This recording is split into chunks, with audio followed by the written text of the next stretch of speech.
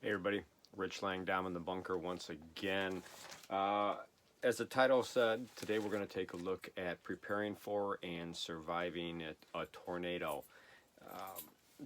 We're just going to start this out just like any other lesson. We're going to talk about tornadoes and how they measure them and different things like that that you may not be aware of. I wasn't aware of when I first started looking at this.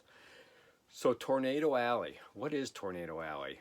Well, it's basically northern Texas, Oklahoma, Kansas, Nebraska, eastern Colorado, and southern Dakota. Why is it called Tornado Alley? Because they happen all the time. Basically because of the moisture coming up from the Gulf and the cold air coming down from Canada, kind of rides along the Rocky Mountains, and it gets really nasty and very easy to produce tornadoes. Outer edges. What are the outer edges of Tornado Alley? It's basically parts of Arkansas, Louisiana, Mississippi, Iowa, Tennessee, Kentucky, Wisconsin, and Minnesota. Now, I don't know if the Great Lakes have a lot to do with pushing that tornadoes away from our area, but I know the only tornado that I'm aware of, or actually two of them, a few years ago, maybe 15, was Plainfield, Illinois, and then back in the 60s was Oak Lawn, and they were rocked, both of them. So when they happen big. Ever wonder the difference between a watch and a warning? Well, let me tell you. A tornado watch, conditions are favorable and you should take precautions. Tornado warning, brace for a potential tornado and take shelter. One has been spotted by observers or on radar. And radar, we all know, is getting much, much better.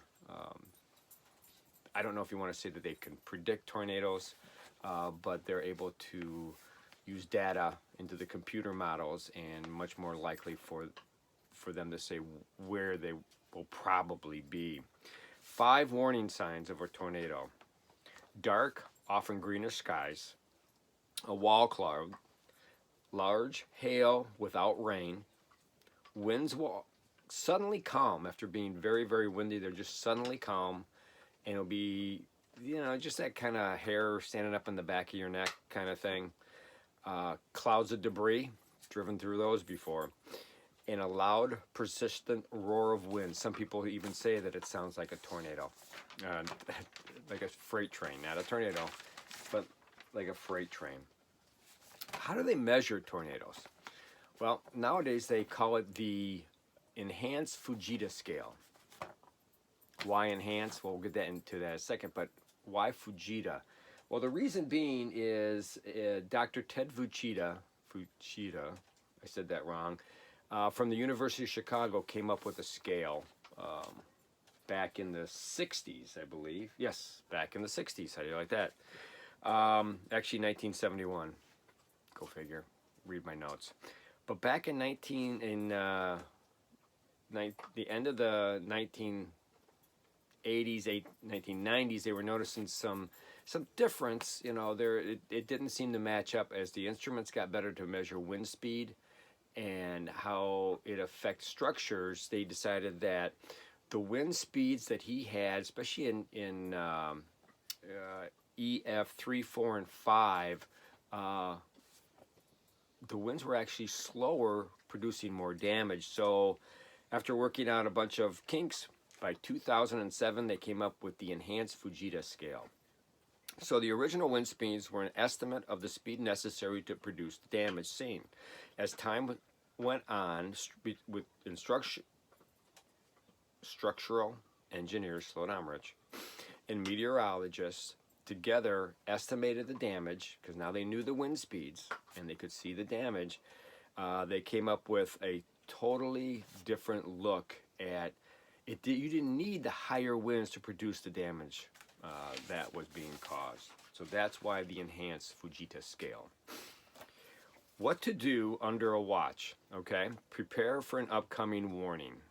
All right, once you get under the watch, let family and neighbors know about the watch. Put lightweight yard items away. Double check supplies in your shelter. And is your shelter accessible? Shelters have a tendency to gather stuff when you don't use them. Certain areas in your basement where you want to hang out. And if you are not near your primary shelter, scope one out. Now's the time, if you're out and away, to find some place for shelter. What to do under a warning: gather family and pets and get to the shelter immediately. Connect with a weather service via an app or your radio and just wait it out. All right. Just remember, back when I was a kid, they used to give a warning. Civil Defense gave a warning when, or a siren would go off when you had a warning, and then they would give another siren when the warning was over. Well, they don't give the second siren anymore. You just got to kind of pay attention. I'm sure there was some kind of liability issue there. So what constitutes a good shelter? A basement, lowest level of a house, apartment, or dorm, interior rooms without windows, under a stairwell, bathroom or closet, a ditch. It's not ideal, but it's better than staying in your car. What should be, all right, let's go, what's a bad shelter? Let's talk about a bad shelter. A mobile home, duh. In your car, under an overpass, although you see a lot of people going into underpasses, it's a very bad place. Upper stories of a building, by windows, a building full of sickles, a barn full of sickles, I should say, Twister reference, warehouses, department stores, and grocery stores with large open spaces because of the pressure differential coming down and pushing the roofs down. We've all seen the videos of houses actually being lifted right off their foundation and blown away. So you want the basement's your best place to go. Someplace or interior, away from windows, heavy structure, under a table, heavy table. What should be in your shelter? Your emergency kit, activities to pass the time for the kids, yourself, whatever, cards, games, blankets, pillows, sleeping bags. You might be down there for a while. You also want to stay comfortable. Plus, if your house does get hit, those blankets, pillows, and sleeping bags are going to come in quite handy. Remember, you want to have enough room for family and pets and guests. It could happen in the spring or anytime during the summer when you have guests, friends over, family. Something else you want to make sure you have down there is power bricks for your phone and your laptop. Power may go out, probably will if you get hit hard. You want to make sure you have extra power for your phones, even if hopefully they work if the cell towers aren't down. All right, so what should be in your emergency kit? First aid supplies, flashlights with extra batteries, water, lots of water, because you don't know how fast clean, fresh, potable water will be back up and running. Non-perishable foods, medicine and over-the-counter pain relievers, lanterns with extra batteries, weather radio, special personal need items, list of important info and numbers, and your documents, copy of your documents. Food for pets, especially, don't forget about that. Toys and treats also. Signaling devices. Every person should have a signaling device on them at a time. And miscellaneous tools like hammers, pliers, and wrenches. And all that stuff gets into a dedicated bin and put there and left there. Because remember, this is not just for tornadoes. There's all the other kind of reasons that you could use these supplies. And stock up, because remember, you're not limited to a backpack. This is not your bug out bag or your get home bag or whatever like that. This is where you may have to hunker down for more than 72 hours. You want to make sure you have plenty of stuff like clothing and boots and good stuff like that. Some suggestions. If caught in your car, get out and find a ditch and make sure that ditch is far away from your car is. Because depending on how windy it is, that car is going to roll, and the last thing you want to do is have that car roll on you. If it happens at night, change into regular clothes with sturdy shoes and consider wearing a helmet. Bicycle helmet, football helmet. Debris is flying all over the place. The last thing you also want to be caught with is having no shoes on your feet, and now there's all kinds of nails and glass and wires and stuff like that all over the place. All right. Put your pets' leashes on, or put them in carriers and have them with you. Have the leashes on them right off the bat. Just a better idea. Make sure their collars and IDs are on. Makes sense. Crate them and have crates and crate them during cleanup so they're not injured. When you get home, or if you're home already, stay there. Don't leave. Wait till the danger's over.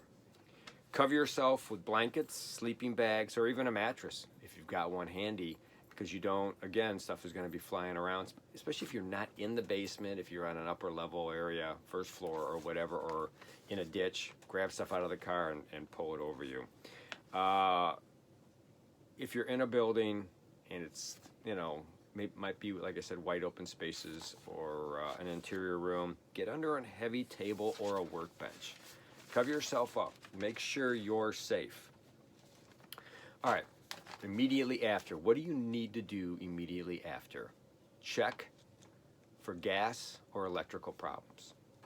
You want to have a tool with your toolbox that you can shut off your gas right off the bat. Know where your electrical circuits breakers are. Shut that thing down if you need to. Know where your water shut off is, and obviously know where your gas shut off is. First of all, check everyone for injuries.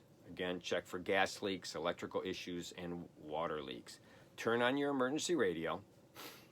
If your building is damaged and you know that you can't stay in there, get out of your building as fast as you can.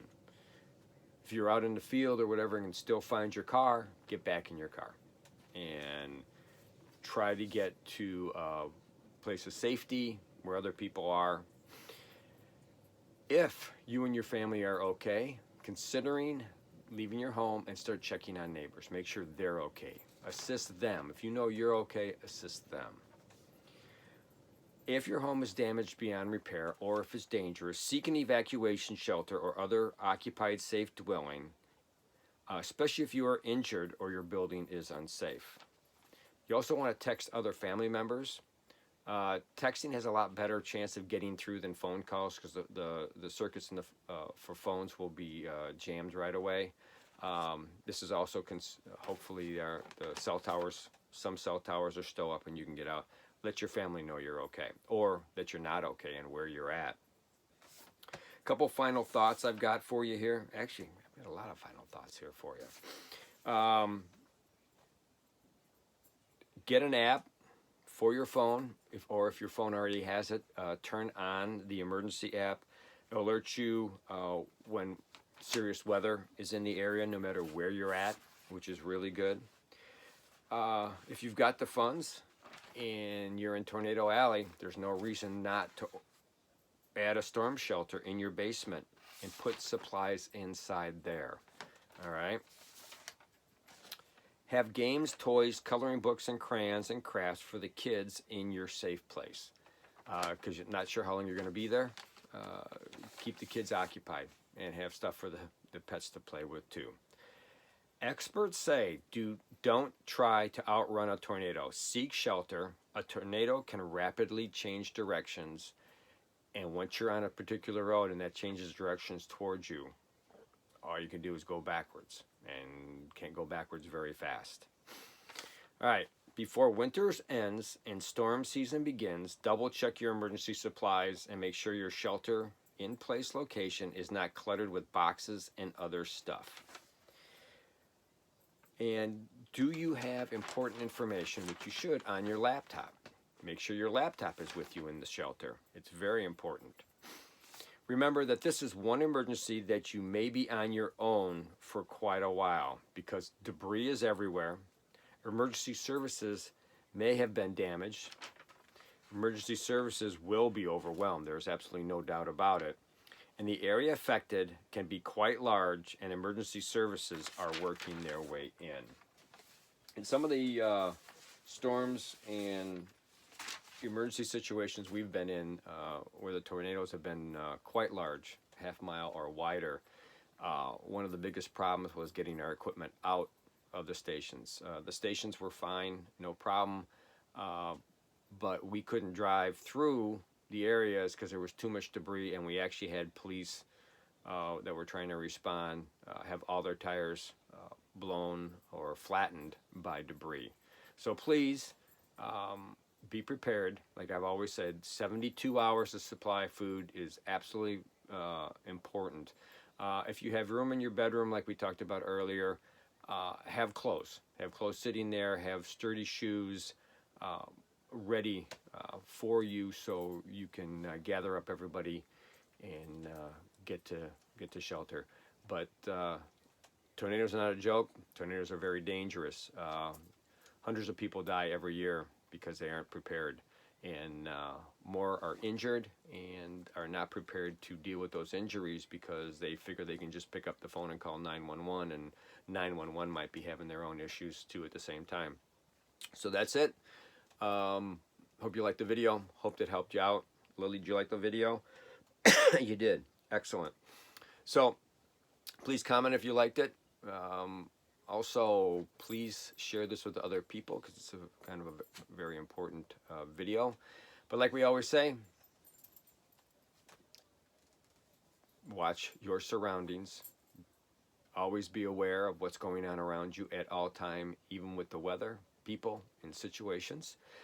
Be prepared to be on your own for 72 hours or even longer. And please, prep like your life depends on it, because we all know, it really does. Thank you very much. Take care.